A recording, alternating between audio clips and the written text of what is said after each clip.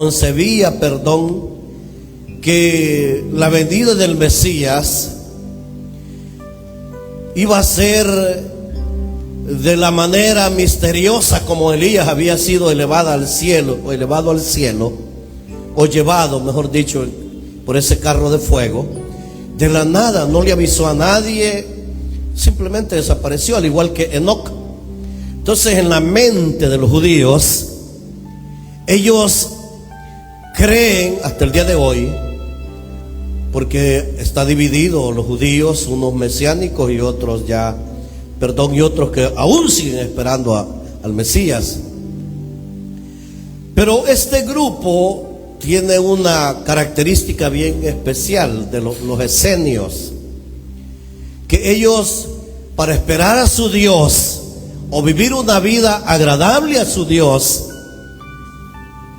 ellos se fueron a vivir en aquellos tiempos de Jesús al desierto. Allá practicaban su vida espiritual, allí vivían, allí se mantenían. Lo que ya en la iglesia popular vino a ser los famosos monasterios. En Israel era el desierto. Entonces, algunos dicen que Juan el Bautista venía de esa secta rigurosa de los judíos, pero algo que no cuadra con lo que argumentan los de ese concepto, de que los esenios nunca creyeron en Jesús, nunca aceptaron que Jesús era su Mesías.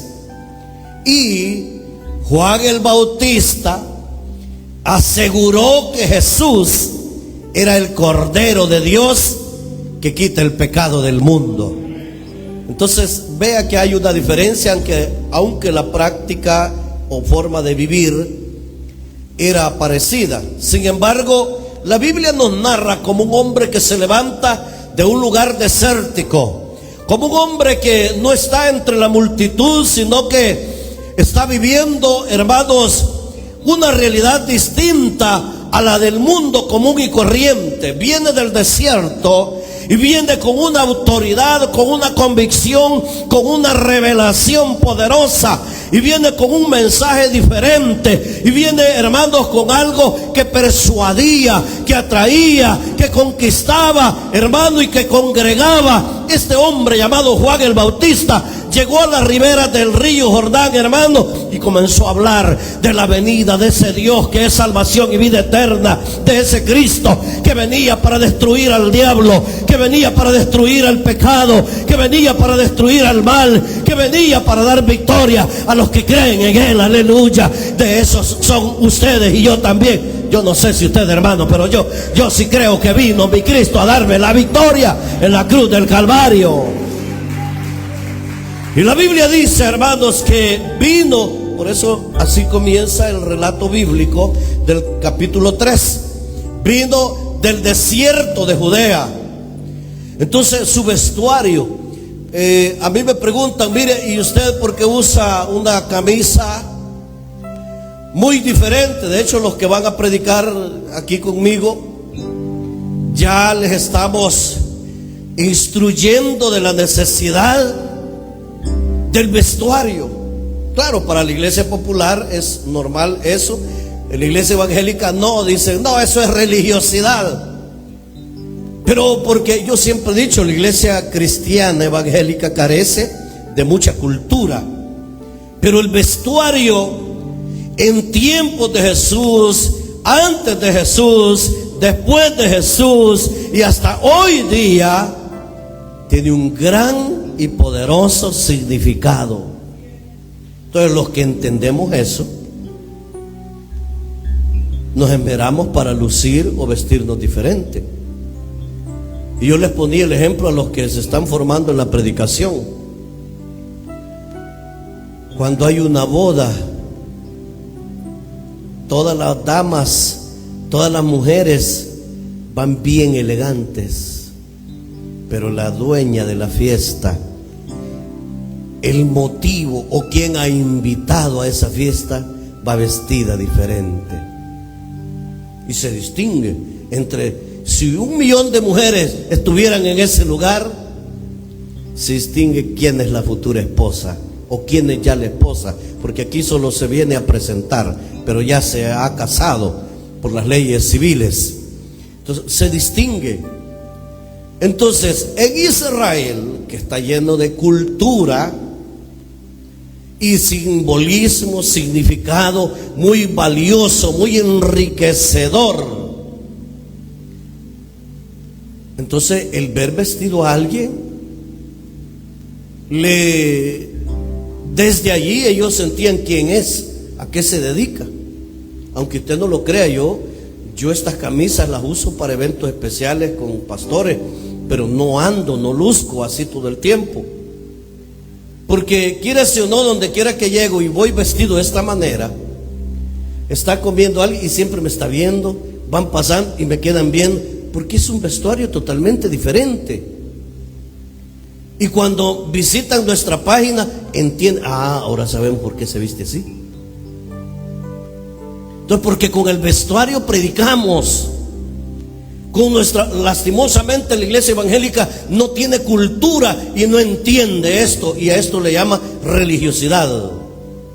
Porque para esto tenemos que tener cultura, historia, conocer el simbolismo, el significado de que yo ando vestido de una manera y desde allí yo le estoy predicando, y desde allí yo le estoy diciendo quién soy, y desde allí yo le estoy diciendo cuál es mi papel en un lugar, cómo me desempeño, cuál es mi desempeño. Desde allí yo me estoy delatando quién soy, y si no ando haciendo bien las cosas, usted fácilmente me identifica. Por ejemplo, va pasando un verde olivo por esa calle, inmediatamente decimos es un soldado, y va pasando por ahí alguien vestido de azul negro, decimos es un policía, y va pasando alguien, hermano, con ¿cómo se llama? Con ropas que de alguna institución en particular, decimos ahí van los del cuerpo de bomberos, porque todos están identificados. De hecho, la gente que trabaja en ¿cómo se llama? En cuestiones de mantenimiento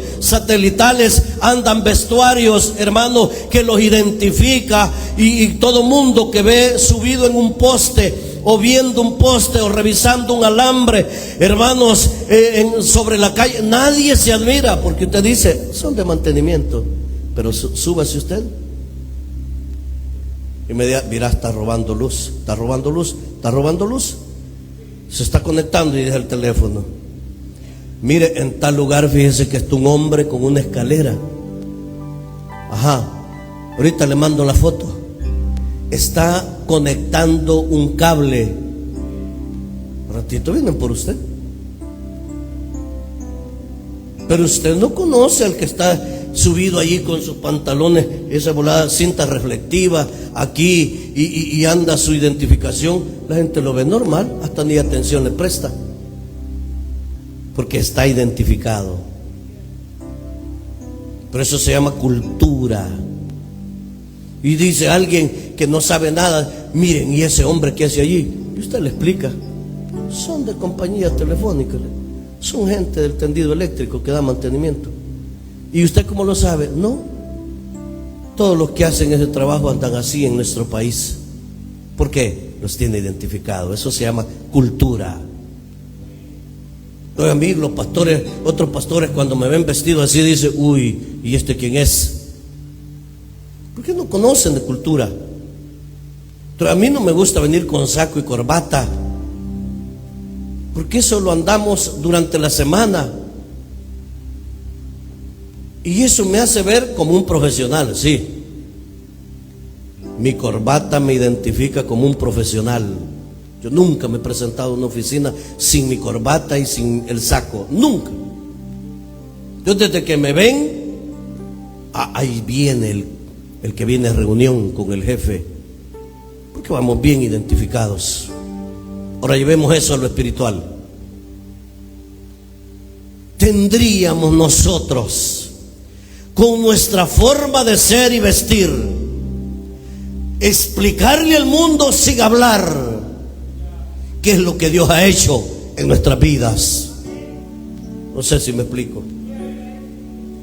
Pero al nomás ver a la mujercita, al hombrecito, el mundo tendría que decir: allí va un nazareno, ahí va un seguidor de Jesús de Nazaret, ahí va alguien nacido de nuevo, ahí va alguien evangélico, ahí va alguien que ha conocido la verdad, ahí va alguien que no es cualquiera, ahí va un hombre que es diferente, ahí va una jovencita que no es como todas, ahí va una lavada por la sangre del Cordero. Eso tendría que decir el mundo de usted y de mí cuando nos ven caminar, sin que abramos nuestra boca y digamos lo que somos. Entonces el vestuario en Israel tenía y sigue teniendo un significado profundo. Entonces, si usted ve, dice ahí la palabra, en el versículo 2 dice que comenzó ese hombre a hablar. ¿Cuánta gente que se pone a hablar de Cristo? Y con todo el respeto, ¿va? Tampoco el que no tiene no lo puede hacer, no está obligado. Y dice: arrepiéntanse, Cristo ya viene. Los que usted ve en la calle, nadie le presta atención. Pero usted agarra a esa persona y le dice: amigo, yo tengo un traje especial para las actividades que usted, espirituales, que usted está haciendo, y le presta ese traje que nadie lo tiene en el pueblo. Es la misma persona, pero el vestuario está cambiado. Ahora póngalo en la plaza de nuevo y que comience a gritar. Todo mundo le va a prestar atención y le va a ver: ¿y quién es este? Se parece a uno que estuvo ayer aquí diciendo lo mismo, pero este está vestido diferente. Oí lo que dice, oí cómo lo dice. ¿Con qué predicó primero? Para que a usted le prestan atención. ¿Qué hace? Vea para acá, vea para acá. Llamamos la atención. Cuando usted con lo que anda y como anda, usted no necesita estar llamando la atención a través de sus palabras. Usted da y proyecta una imagen que la gente, al nomás verla, quiere oír lo que usted piensa y cómo piensa. Y eso es lo que pasó con Juan el Bautista. Barbudos habían, era rabino, andaban con su túnica, si era el vestuario allá, pero esta túnica era diferente. Esta túnica era diferente. Este vestuario era totalmente diferente. Y por eso dice que comenzó a hablarles en el versículo 2, dice: arrepentidos porque el reino de los cielos se ha acercado. ¿Cuándo había hablado alguien así? Es primera vez que un hombre tiene revelación de lo alto, que un hombre viene con convicción. Nadie ha venido y le ha dicho: tómate esto y a partir de hoy vas a pensar diferente, vas a hablar diferente, vas a actuar diferente. No, esa fue una revelación de lo alto que vino sobre la cabeza o el ser de Juan el Bautista, y comenzó a hablar de manera diferente, al grado que su vestuario combinaba con lo que salía del corazón de este hombre. Y qué lindo cuando el vestuario que yo tengo combina con lo que hay dentro de mi ser. Entonces me vuelvo interesante, entonces me vuelvo, hermano, con capacidad para persuadir, me vuelvo con capacidad para convencer, me vuelvo con capacidad que me escuchen, hermano. Y eso es lo que está haciendo Juan el Bautista en este momento. Y les dice: arrepentidos. Pero ese vestuario les estaba impactando, el tipo de vestuario. Y ahora van a decir: escuchemos a este hombre.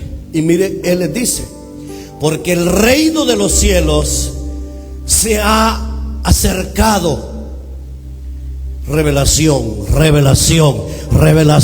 de lo alto. pero había pagado el precio. Estaba pagando el precio Juan el Bautista.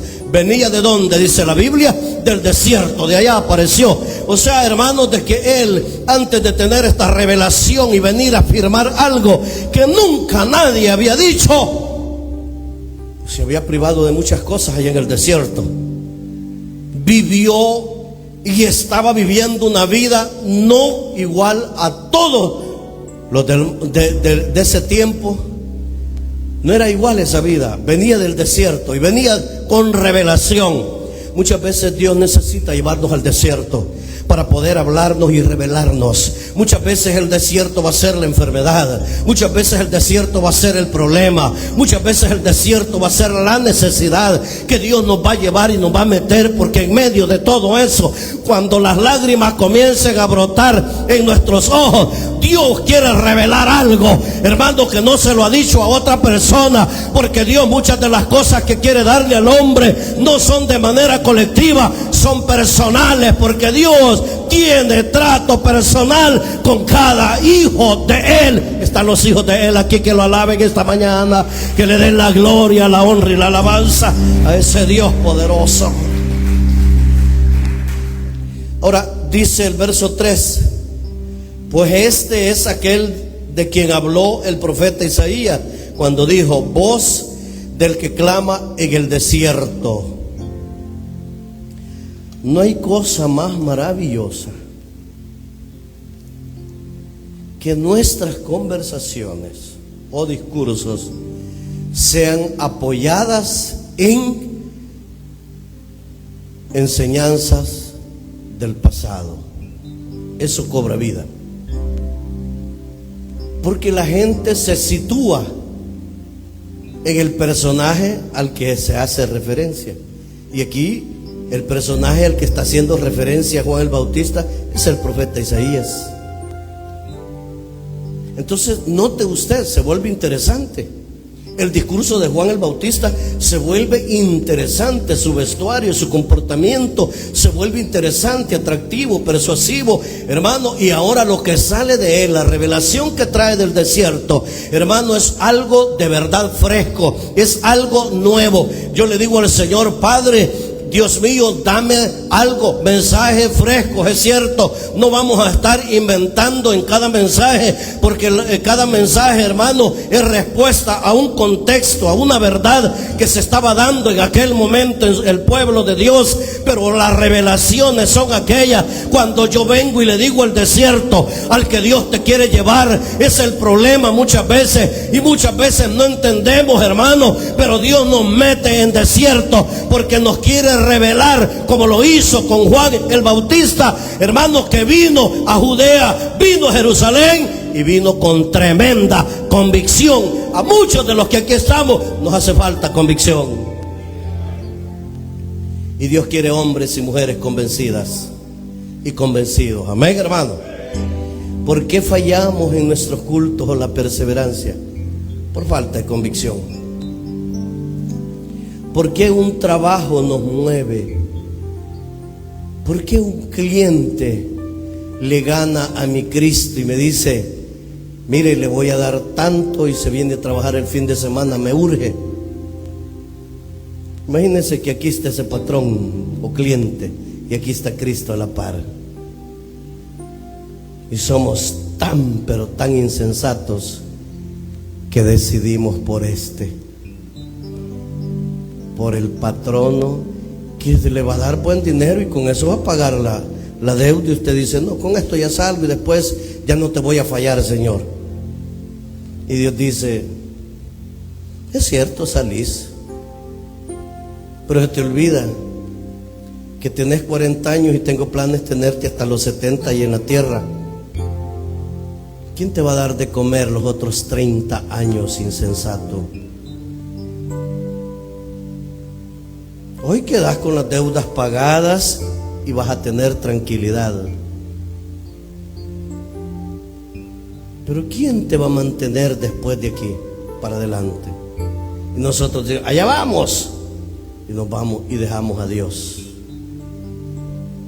Como el hombre, ¿verdad?, que le dice: mira, venite, vamos a fregar este fin de semana. Y ya le había prometido a los hijos y a la esposa que esa tarde les iba a dedicar a ellos y los iba a llevar por lo menos a un río. Pero viene otro con capacidad de persuadir y le dice: venite, hombre, fíjate que es la única oportunidad, échame la mano, hagamos esto. Y se lo convenció. ¿Cómo queda esa esposa y esos hijos? Se lamentan y dicen: caramba, en el caso de los hijos, mi papá ya nos había prometido. Ya ves, así es tu papá, la esposa.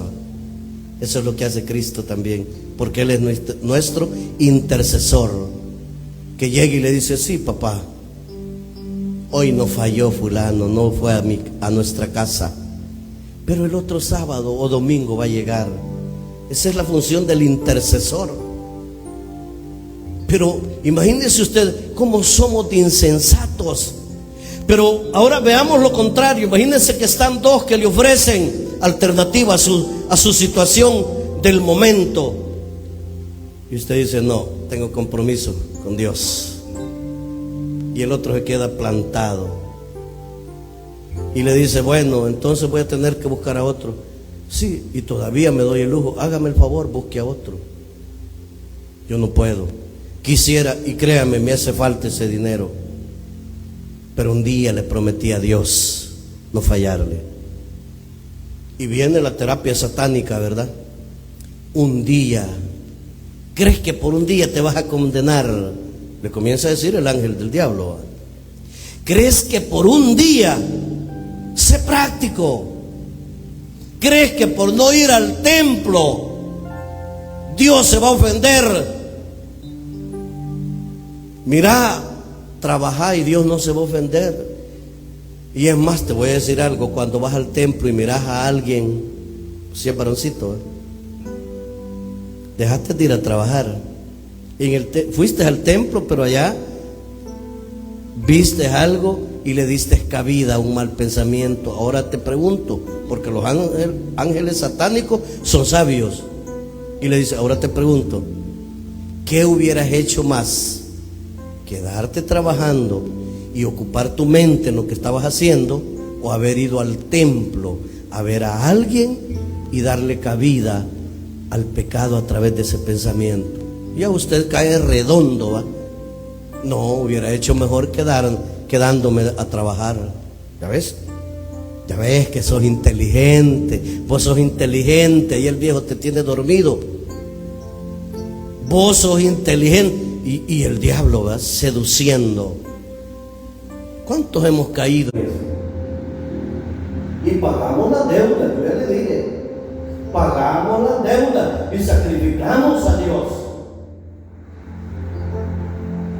Nosotros, después de lo que pasamos con mi esposa, siempre nos han dicho: tienen que ir a caminar por lo menos 30 minutos al mar, a la playa. Tienen que ir. Pues no tenemos tiempo.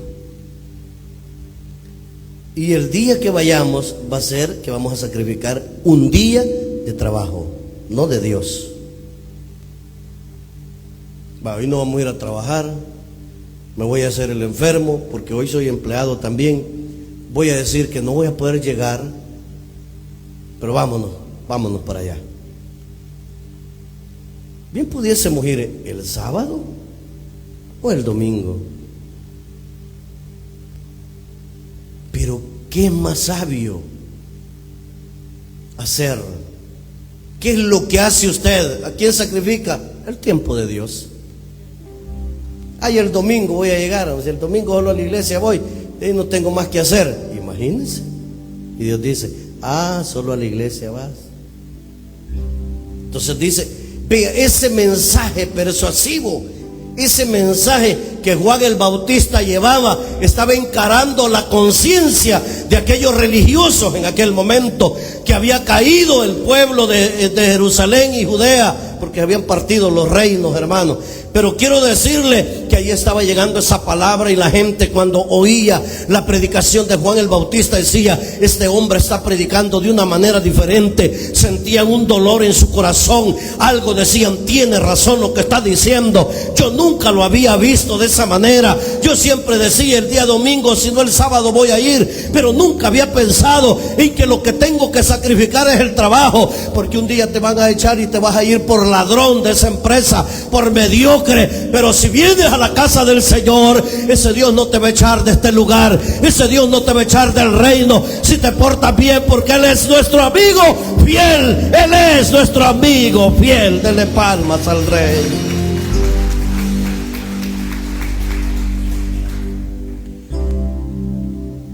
Y les decía: voz del que clama en el desierto, preparad el camino del Señor y enderezad sus sendas. ¿Cómo andaba el pueblo que Dios había elegido? Distraído, enredado en lo material. ¿Cómo está hoy la iglesia del Señor? Distraída y enredada en lo material. Los jóvenes dicen: voy a estudiar en fin de semana, dice. ¿Y la iglesia? Ay, Dios me va a perdonar. A mí Dios me acaba de honrar. Acabo de tener una bendición académica, y ustedes me son por testigos. Nunca les fallé. Algunos ni cuenta se daban que yo estaba estudiando. Hoy quiero estudiar un doctorado, pero estoy viendo cómo acomodar, porque cambiar a Dios, hermano, es que entre más me preparo voy a venir a servir, porque el doctorado lo quiero sacar en Biblia. Hermano, yo bien pudiera decir: hermano, es que si me preparo, o pierdo todo este tiempo, pero me estoy preparando para servirle mejor al Señor. Yo no estoy pensando en perderme ni un tan solo culto si logro agarrar esos estudios. Entonces yo, como dice Pablo, yo como quisiera que todos pensaran como yo y fueran como yo. Ese templo estaría lleno, este lugar estuviera repleto. Pero todos buscamos nuestra conveniencia, todos buscamos nuestra mejoría material, y por eso dice: enderezad o preparad el camino del Señor. Enderezad sus sendas, ese camino torcido que hemos tomado por esa decisión que hemos cambiado los horarios de culto, porque ahora me estoy dedicando a prepararme profesionalmente, y es que Dios no está en contra de eso, no malentendamos.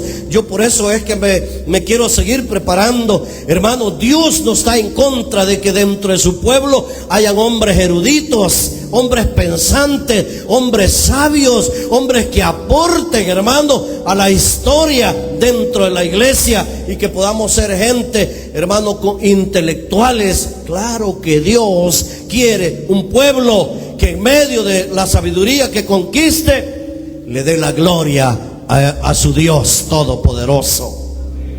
Entonces viene el versículo 4 y dice: Juan estaba vestido de pelo de camello y tenía un cinto de cuero alrededor de sus lomos, y su comida era langosta y miel silvestre. Ahora mire esa manera de vivir. No era común a las de todos los de su época. Mire de lo que se privaba. ¿Cuántos de nosotros cuando oramos queremos respuesta a la necesidad o problema, pero no estamos dispuestos a vivir diferente a los demás? ¿Cuántos de los que aquí estamos quisiera que Dios actúe como el 911, o sea la Cruz Verde o roja o amarilla, que solo se le llama y ahí viene apartando los vehículos y pone la sirena? Dios pone la sirena, y oiga bien, porque se lo digo desde mi experiencia personal, Dios pone su sirena para llegar pronto. Si hubiese congestionamiento, literalmente, si lo viéramos así, Dios pone la sirena para venir, hermano, de emergencia y rápido para aquellos que se apartan para Él. Por eso hay gente que tiene tiempo de padecer, de estar como está y no sale. Y está en la iglesia. Y Dios dice: ¿para qué voy a apurarme con este? Si toda la lipidia que yo le he puesto es para que reflexione y entienda esto. Y Dios sabe qué, y usted también. Pero el coco no nos da a muchos. Entonces Dios dice: ¿para qué te voy a sacar? No vas a aprender la lección. Entonces, porque yo te puedo sacar, pero con los días, al igual que uno que tocaba aquí con nosotros, a los días vuelve a caer en lo mismo. Entonces dice Dios: ¿para qué te voy a quitar? Mejor así te voy a tener en esa condición, que por ratos comas carne y por ratos vas a comer uñas. Te vas a sentar a la mesa y hoy qué voy a hacer y cómo le voy a hacer. Eso es comer uñas. Entonces Dios dice en esta palabra cómo estaba Juan el Bautista, el precio que estaba pagando. Cuántas veces yo le he dicho: Señor, yo quiero que cuando ore tu Espíritu Santo comience a sentirse algo diferente. Padre, quiero permitirme que fluya como neblina. Y me pongo y me hago un mundo en la cabeza, y Dios me dice: ¿a dónde está el precio que estás pagando? ¿A dónde está tu esfuerzo?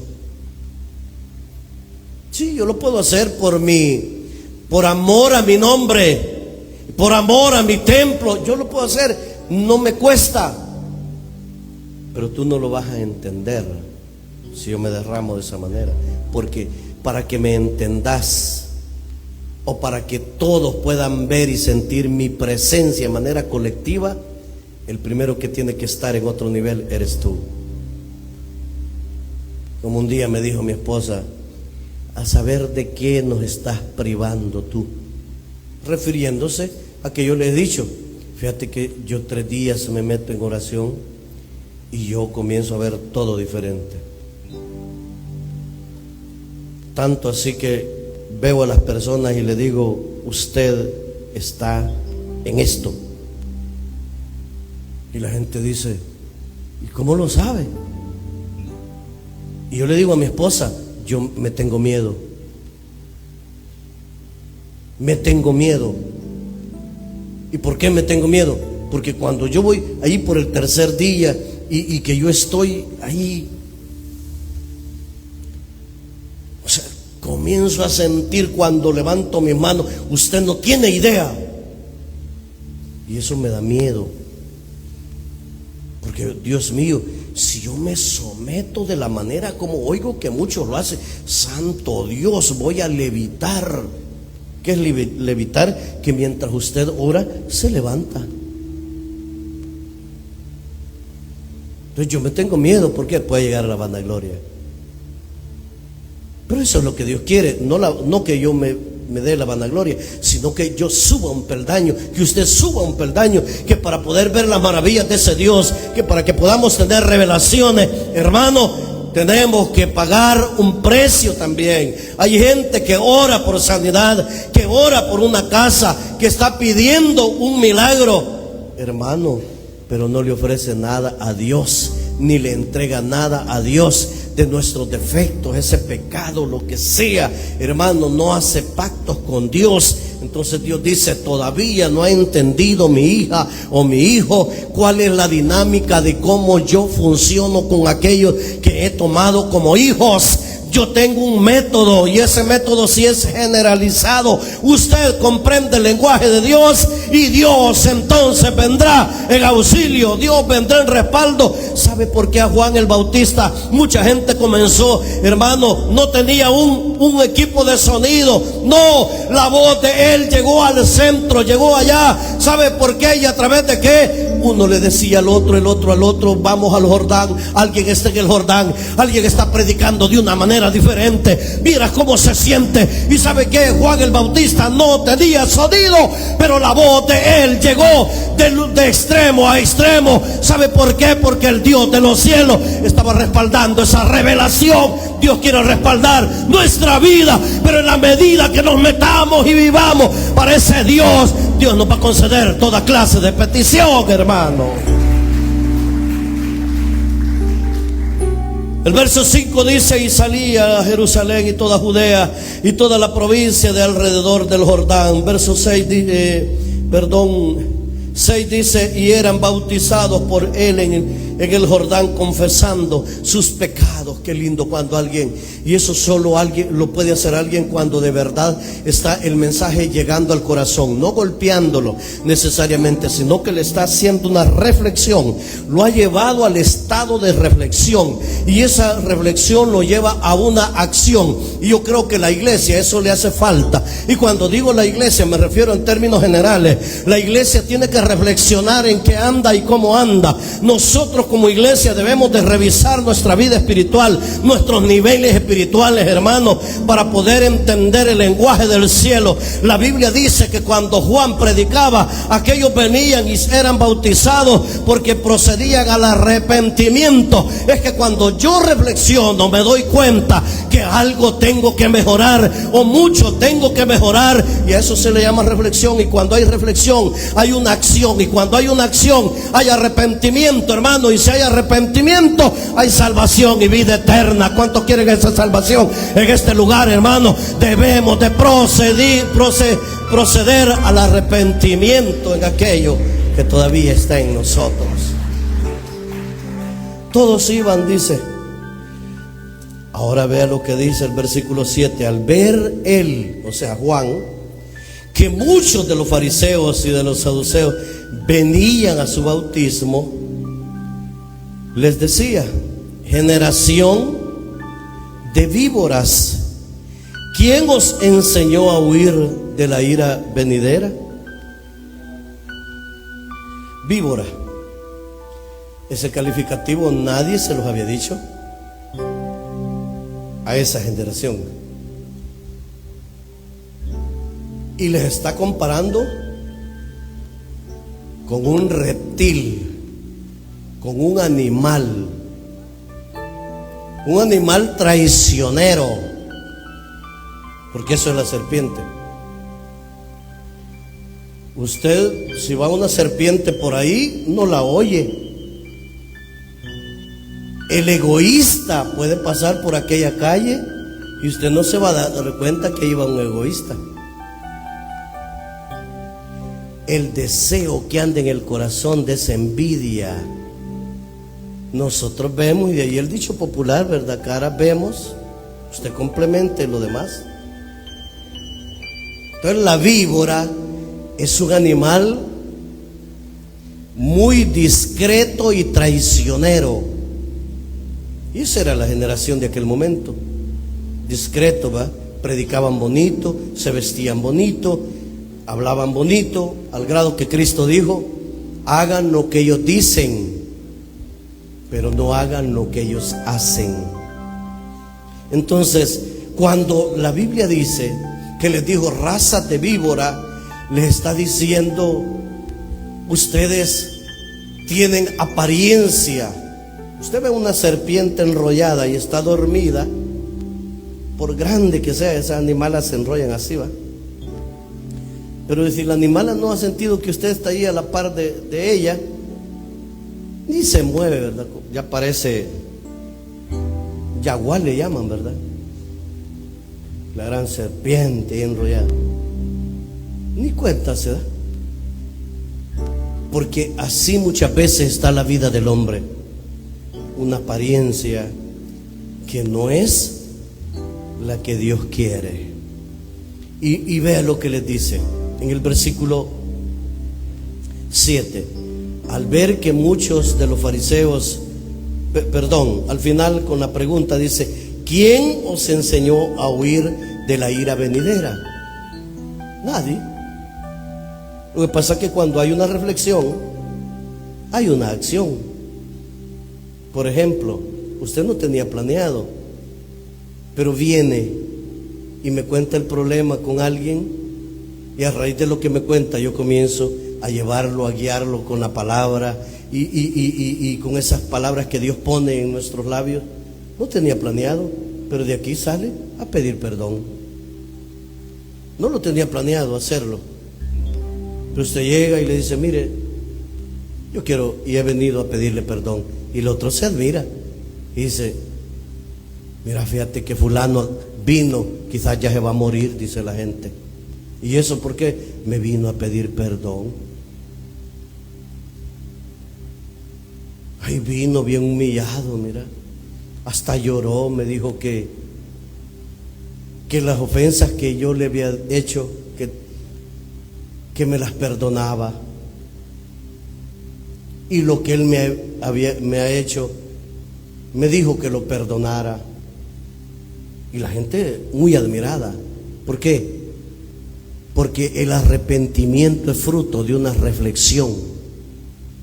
Y lo que Juan, la manera de hablar, de ese discurso tocador, llamémosle, claro, por supuesto, lo llevó a una reflexión. Que ellos vivían una religiosidad, pero al oír la palabra dijeron: este hombre está diciéndonos la verdad. Entonces alguien toma la decisión, y por eso comenzaron a ir a bautizarse. Y les dice: ¿quién les dijo que van a huir de la ira venidera? No, es que el que nos dice que no está bien lo que estamos actuando es el Espíritu Santo en nosotros. Él es el que nos guía a pedir perdón. Y dice más adelante, vea, dice el versículo 8. Y aquí viene, mire: haced pues frutos dignos de arrepentimiento. Esto se traduce, esto lo dijo Juan el Bautista, pero Cristo secundando lo dijo: por sus frutos los conocerán. Entonces, pero Juan el Bautista, mire lo que dice. Dice en el verso 8: haced pues frutos dignos de arrepentimiento. Porque era una clase religiosa. ¿Y sabe cuál es el problema de alguien que ya está? Que llega, promete y dice: no, es que mire, hoy porque tuve por ahí un inconveniente, pero ya no va a pasar. Pero eso siempre lo ha venido diciendo todo el tiempo,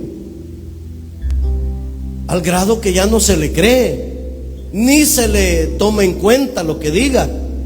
Pero cuando usted falló y llega a donde esa persona que le falló y le hace una promesa y le dice: no volverá a pasar, usted lo perdona y va y todavía le cuenta a los demás y le dice: vino y vieras qué especial lo que me dijo.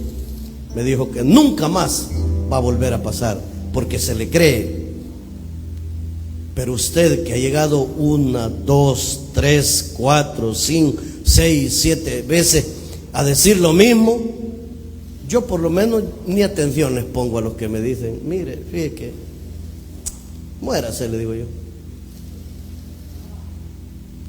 Eso es lo que le digo: muérase. Pues ya no le creo.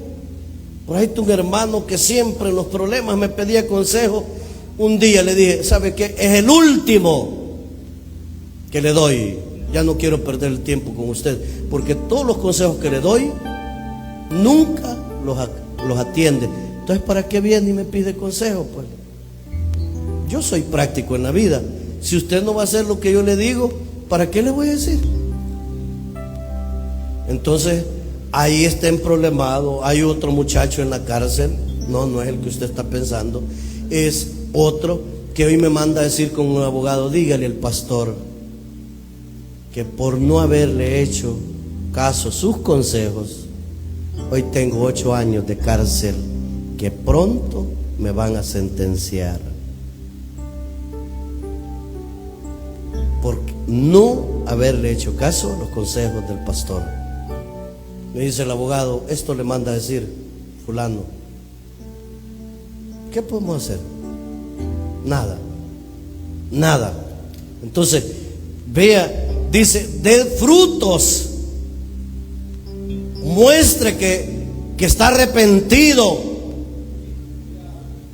Y allí sí, ¿verdad? No, y mire, se le cree, ¿verdad? Así como los borrachos con las esposas, ya no voy a tomar. Pasó fin de año y no tomó. Claro, no tenía dinero, por eso no tomó. Pero el siguiente año consiguió un buen trabajo, fíjese. Buen trabajo, y que esto y para lo otro. Llegó el fin de año del próximo año y allí se iba. Vamos a comprar una metralleta para las meras 12 de la noche. Vamos a reventar. No, hombre, esta casa no se tiene que ver, de puro humo, bien lujoso. ¿A dónde está lo que prometió? Y a eso se refiere. Dice, dad frutos dignos de arrepentimiento. ¿Y qué más dice el 9? Y no penséis decir dentro de vosotros mismos, a Abraham tenemos por padre, porque yo os digo que Dios puede levantar hijos a Abraham aún de estas piedras. ¿Qué les quiso decir con eso? El corazón empedernido que tenían. Oían y decían,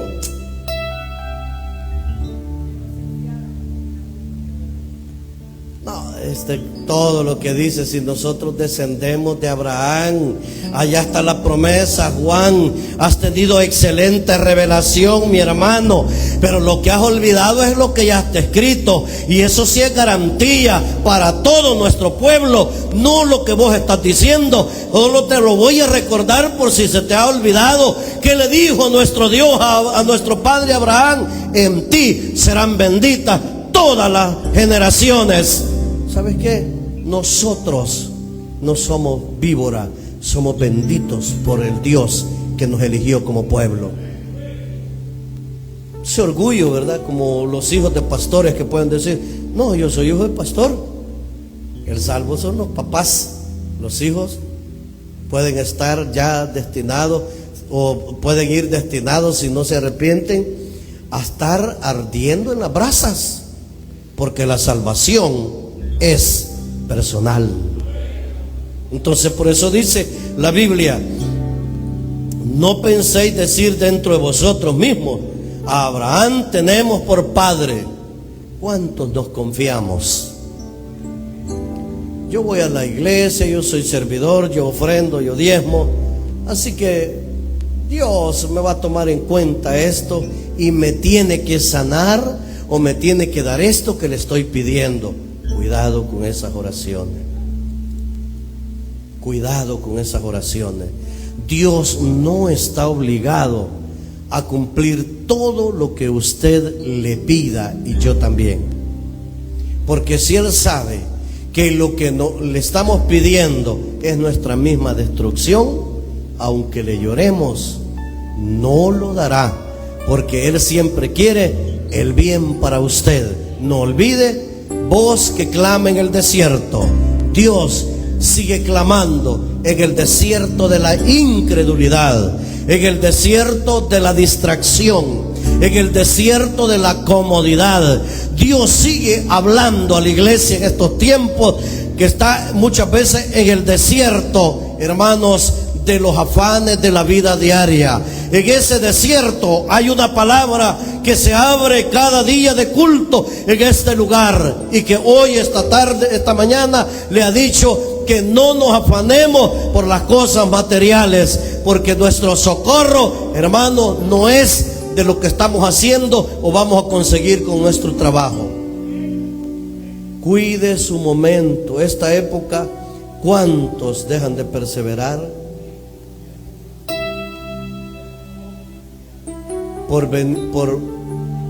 Mire, fíjese que hoy la empresa va a abrir a las 6 y va a cerrar a las 7 de la noche. Así que toda la temporada no voy a ir. Y yo le pregunto, ¿y el Espíritu qué le dice? Pastor, Y se lo llevan allí porque son inteligentes. El otro año mis hijos van a ir a estudiar. Yo necesito dinero para los útiles escolares. Ya ve que yo no tengo remesas de allá. Yo no tengo un hombre que me, si es hermana, ¿va? Yo no tengo un hombre que me ayude. ¿Qué toca? Dejar a Dios, en otras palabras, ¿va? Por no decir esa expresión, dejar a Dios por un momento y Él me entiende. Cuidado con eso, cuidado. Lo que hoy sacrifique y usted piense que va a perder, mañana lo podría estar colocando Dios en algo mejor para restituirle lo que hoy está, a lo que hoy usted está renunciando. Y todo lo contrario también, lo que hoy desprecia por el trabajo dejando a Dios, mañana podría estar llorando cuando va a necesitar a ese Dios de la respuesta y Dios diga: te voy a responder, pero no en el tiempo que vos querrás. Se va a morir fulano si tú no me ayudas. Se va a morir. Pero con todo eso yo tengo que decirte o darte una lección. Y si va a morir es para darte una lección. Que antes soy yo, siempre soy yo, y por siempre debo de ser yo en tu vida. Dele palmas a Cristo.